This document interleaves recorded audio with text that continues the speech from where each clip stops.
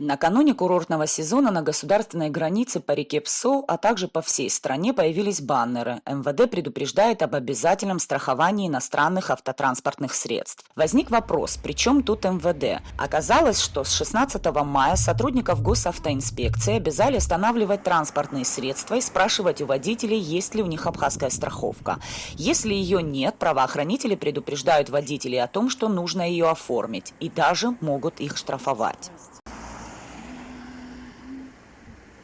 Тут самое время вспомнить указание президента Аслана Бжани обеспечить максимально комфортные условия российским автотуристам, которое на протяжении длительного времени он не раз давал руководству МВД. Хотел бы, как это делается в таких случаях, обратить внимание руководства Министерства внутренних дел на автотуристов с тем, чтобы автотуристы из Российской Федерации чувствовали себя здесь комфортно.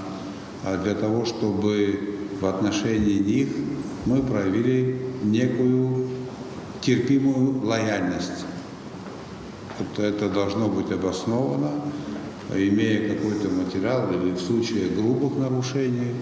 Во всех остальных случаях просто так для проверки документов подчиненным своим, скажите, останавливать, беспокоить не стоит. Указание Аслана Бжани о том, что российские автотуристы должны иметь возможность спокойно ездить по территории республики и посещать достопримечательности, МВД выполняло почти беспрекословно. В соответствии с приказом министра, который вами и указанием главы государства проведено совещание, где до начальников ГАИ, до начальников милиции, сейчас доведем, оно разослано всем, строго-настрого запрещается уже со вчерашнего дня останавливать автотранспортные средства иностранных граждан с иностранными госномерными знаками, заезжающими на территорию Республики Абхазия для отдыха, без явно грубых нарушений правил дорожного движения.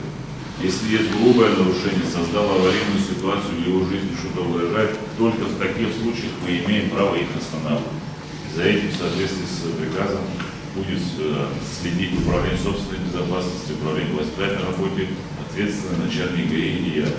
Поручение президента Абхазии исполнялось до 16 мая текущего года. С этого дня ситуация изменилась. Довольно серьезную часть сил госавтоинспекции переориентировали на новую задачу – исполнение закона о страховании. Как оказалось, авто с иностранными номерами останавливают не только на постах ГАИ, но и по всей трассе. Сотрудники госавтоинспекции, у которых своих прямых обязанностей вагон и маленькая тележка, теперь отыскивают в потоке транспортных средств авто с иностранными номерами и проверяют у владельцев наличие страховки. И тут возникают немаловажные вопросы. В Абхазии перестали происходить ДТП или все водители вдруг чудеснейшим образом стали законопослушны?